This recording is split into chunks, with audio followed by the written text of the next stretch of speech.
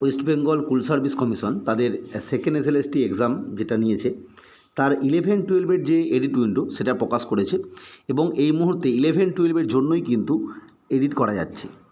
বর্তমান সময়ে তারা 9-10-এর জন্য একটা আলাদাভাবে এডিট উইন্ডো প্রকাশ করেছে।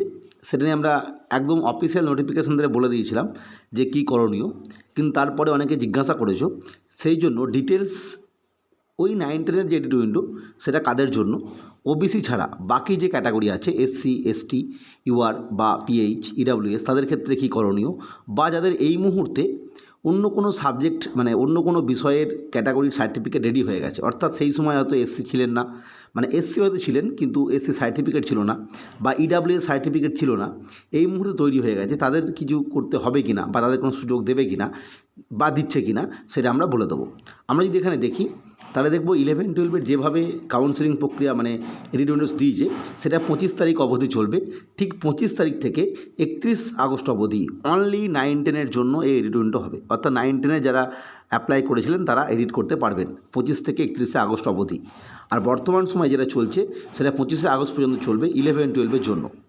অনলি ওবিসি ক্যাটাগরির জন্য এই এডিট উইন্ডো, অর্থাৎ যারা ওবিসি এ বা বি তারা এই এডিট উইন্ডো ব্যবহার করতে পারবেন। বাকিদের ক্ষেত্রে কোনোরূপ এডিট উইন্ডো নেই, অর্থাৎ যার এই মুহূর্তে ইডাব্লিউএস সার্টিফিকেট রেডি হয়ে গেছে তিনি ইডাব্লিউএস হতে পারবেন না, মানে সার্টিফিকেট দিতে পারবেন না।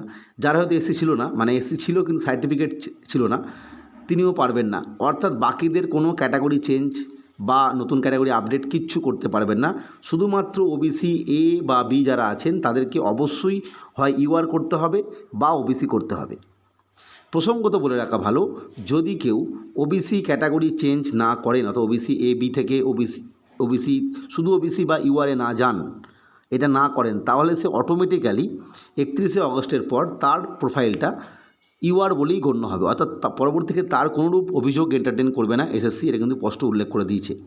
ফলে যারা ওবিসি এবি সার্টিফিকেট দিয়েছেন বা ওবিসি এবি ক্যাটাগরি দেখিয়েছেন কিন্তু বর্তমানে তারা ওবিসি যে 66টি কমিউনিটির লিস্ট ওইখানে দিয়ে দিয়েছে, যেভাবে 11-12 করছেন সেখানেও ওই ওবিসি থেকেই ওবিসি বা ইউআর ক্যাটাগরি চুজ করতে পারবেন। সেখানে ধরলাম আপনি ওবিসি চুজ করলেন, ওবিসি চুজ করলে আপনাকে ক্যাটাগরির যে ড্রপডাউন বক্স রয়েছে সেখানে কিন্তু ওই কমিউনিটিগুলো দেখাবে যেগুলো এই মুহূর্তে এলিজেবল ওবিসি হিসাবে, সেখান থেকে যেখানে চুজ করতে হবে, তাহলেই আপনি কিন্তু সেই ওবিসি ক্যাটাগরি হয়ে গেলেন।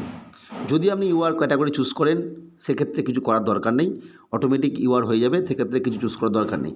যদি আপনি এটা না করেন তাহলে অটোমেটিক্যালি আপনি ইউআর হয়ে যাবেন।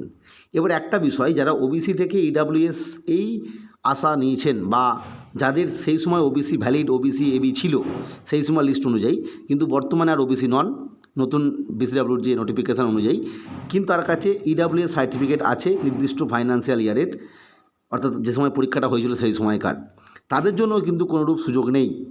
যদি আপনারা মনে করেন, আমি আগেও বলেছি যে অন্যান্য পরীক্ষার বোর্ড যেটা অর্থাৎ পুলিশ রিক্রুটমেন্ট বোর্ড তারা কিন্তু এই অপশনটা দিয়েছিল ওবিসি এবি থেকে ইডাব্লিউএস হওয়ার, সেই তথ্যটা উল্লেখ করে আপনারা এসএসসিকে কিন্তু হার্ড কপি একদম সরাসরি অফিসে গিয়ে আবেদন করতে পারেন যে আমরা এই মুহূর্তে ওবিসি এবি লিস্ট অনুযায়ী আমরা আর ওবিসি নয়, কিন্তু আমার কাছে ভ্যালিড ইডাব্লিউএস আছে।